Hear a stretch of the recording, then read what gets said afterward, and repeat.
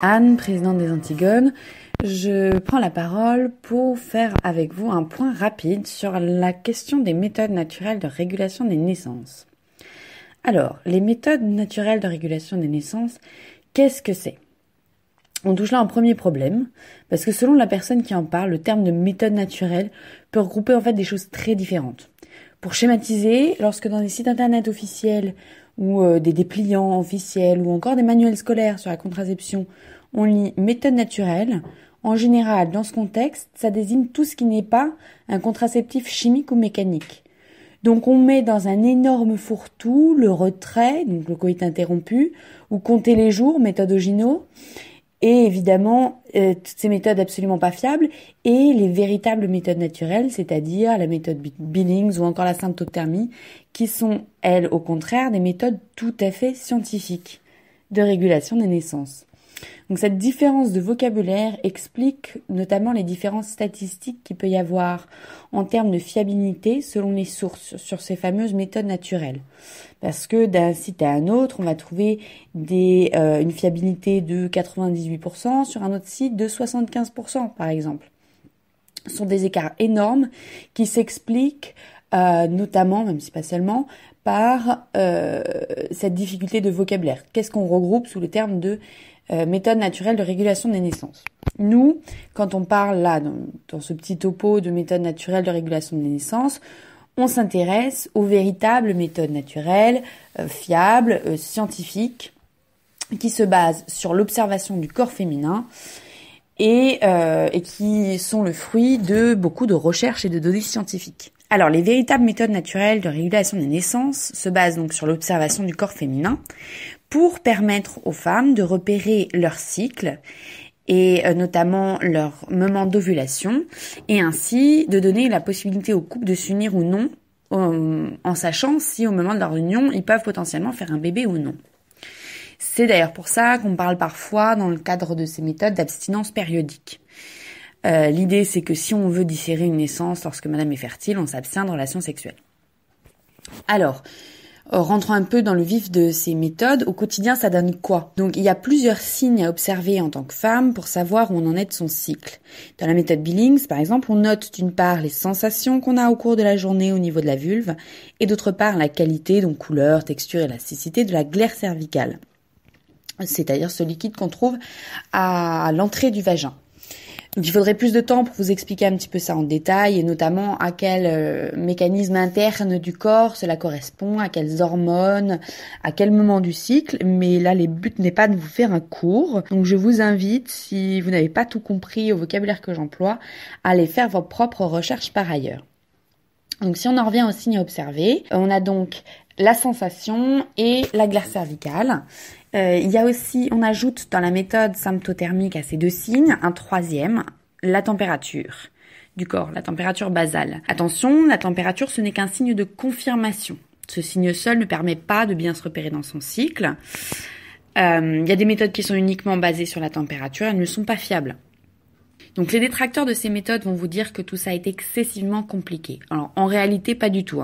On y pense rapidement pendant la journée pour ce qui est de la sensation, on s'observe le soir pour la glaire, 2 secondes top chrono, on prend sa température dans son lit le matin au réveil avant de se lever, ça doit être le moment le plus long parce que ça prend 5 minutes. On note ses observations et c'est bon. On va vous répondre aussi que chaque femme est différente. Et bien justement, quand on a la capacité de repérer sur son propre corps et par l'aide de calculs statistiques foireux le jour de son ovulation, peu importe que notre cycle fasse 28, 32, 65 jours, c'est le corps lui-même qui nous dit où est-ce qu'il en est. Donc à partir de là, quand on a cette connaissance de son corps, le principe c'est que si on souhaite pour X raisons différer une grossesse, le couple avant la période fertile, en début de cycle, n'est censé s'unir que le soir, un jour sur 2, pas du tout pendant la période fertile, et 48 heures grosso modo après l'ovulation, c'est open bar. Et là, on arrive à un point sensible de la méthode. On va nous objecter aussi que cette question de l'abstinence tue toute spontanéité, que c'est quand même super dur, tout ça. La première réponse, c'est que quand ces méthodes sont bien suivies, à part des moments plus sensibles comme le postpartum, la période d'abstinence totale qui est demandée au couple est franchement relativement limitée. J'ajouterais une remarque personnelle, le fait que nos contemporains se demandent comment on fait pour tenir quelques jours d'abstinence quand on a quelqu'un dans son lit, ça en dit long sur la capacité de maîtrise de soi et de ses pulsions qu'on a aujourd'hui. On va clore là, c'est un autre sujet. La deuxième réponse que je donnerais, très pratico-pratique à ceux qui sont en couple, c'est quand même de se poser la question en vérité de la fréquence de leur rapport sexuel et de leur spontanéité. Combien de couples épuisés par le métro boulot dodo en réalité n'ont que très peu d'union de moindre qualité? Combien en ont plus par hygiène de couple que par réelle envie d'un moment partagé? Je pense vraiment que le fait d'avoir des moments où on ne peut pas et des moments où c'est programmé, à la limite, oblige au contraire le couple, je pense, à faire de la place pour des unions de qualité. On fait passer sa femme ou son mari avant la to-do list du jour parce que demain on pourra pas. Plutôt que de se dire qu'on va finir cette petite série parce que bon, de toute façon, l'autre sera toujours dispo demain. Donc bon. Alors, pour en revenir aux méthodes elles-mêmes, la question aujourd'hui qui revient toujours, c'est la question de la fiabilité de cette méthode. Donc lorsqu'on enlève, on en a parlé un peu plus haut, lorsqu'on enlève des statistiques, les fausses méthodes, façon retrait au gyno, etc., citées un petit peu avant, bien suivies, ces méthodes sont extrêmement fiables. En France, on n'en fait pas la promotion. On tendrait plutôt à les dénigrer.